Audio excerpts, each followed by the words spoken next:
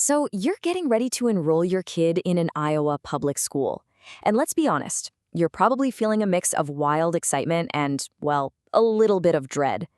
Bureaucracy can be seriously daunting. But hey, that's exactly why we're here today. We are going to demystify Iowa school residency and enrollment, so you are absolutely 100% prepared for day one. Let's dive right in.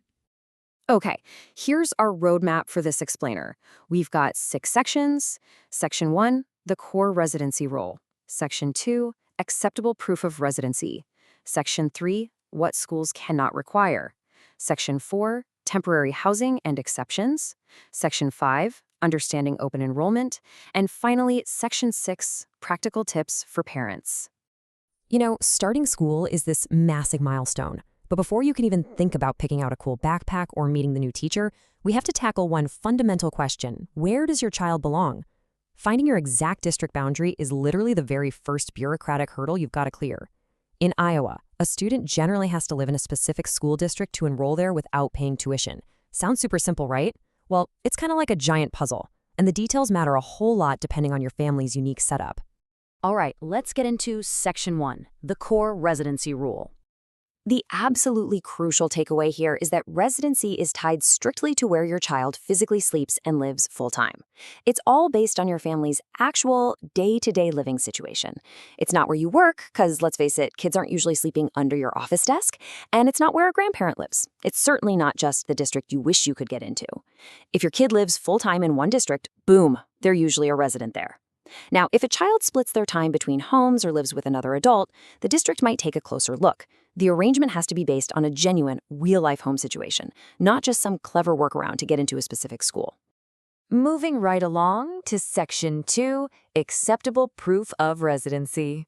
So districts are required to apply these rules the exact same way for every single kid, and they for sure are going to ask you for proof. But here is a really empowering piece of information for you. A district cannot demand just one single specific document from this list if you happen to have other reasonable proof handy. You've got options. Acceptable proofs include a current lease or rental agreement, a mortgage statement, a property tax notice, a utility bill that clearly shows the home address as the service address, or even your current vehicle registration. It also includes a letter from a shelter or an employer housing letter if your job provides your living space. The whole goal here is just to provide reliable paperwork showing where your child actually lives. Oh, and we definitely need to talk about a really common pitfall. A post office box is never, ever considered a home address for residency purposes. I mean, you can't exactly fit a bunk bed in a P.O. box, right? You absolutely must use a physical address.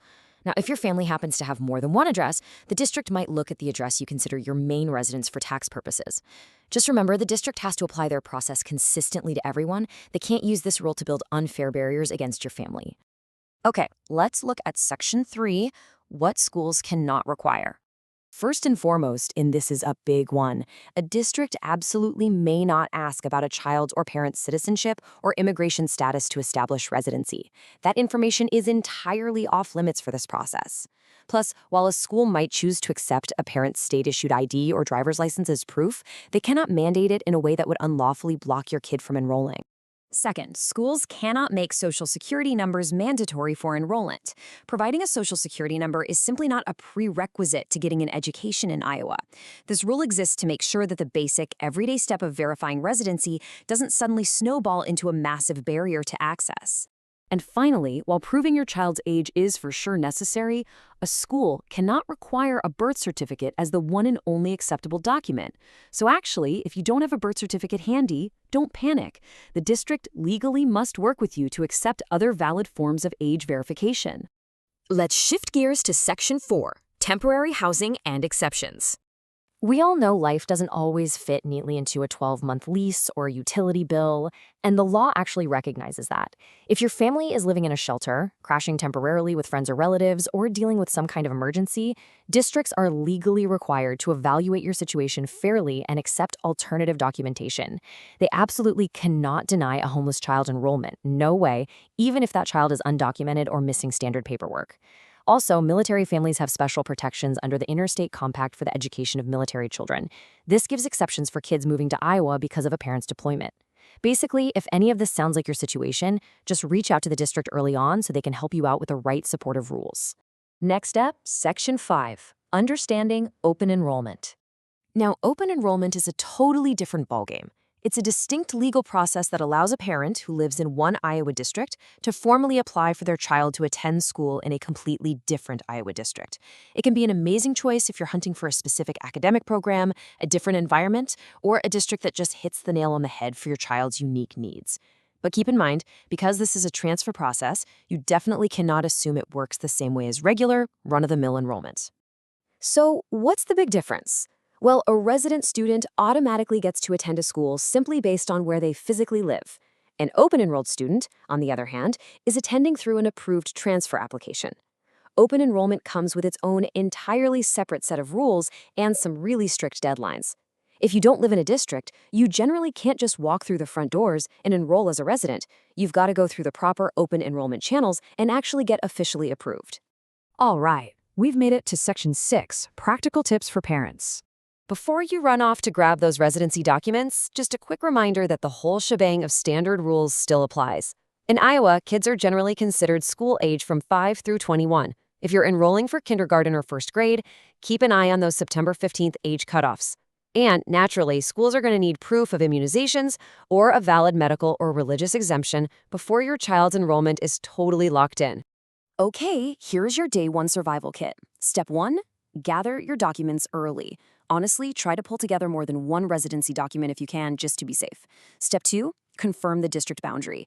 Don't just guess where the line is drawn. Verify it using your physical home address. Step 3, explain unusual situations and ask questions. If you're moving, living temporarily with another household, or looking into open enrollment, do not wait until the last second. Call the district, explain your setup, and find out exactly what alternative documents they'll accept. I want to leave you with this incredibly powerful thought straight from the state's guidance. It really brings everything we've talked about full circle. Residency rules are meant to confirm where a student belongs, not to keep eligible children out of school. The whole system is just built to figure out which district is responsible for a student's education, but it has to be applied fairly, consistently, and honestly with some common sense. You have rights, you have options, and now you've got the knowledge to navigate this whole thing like a pro.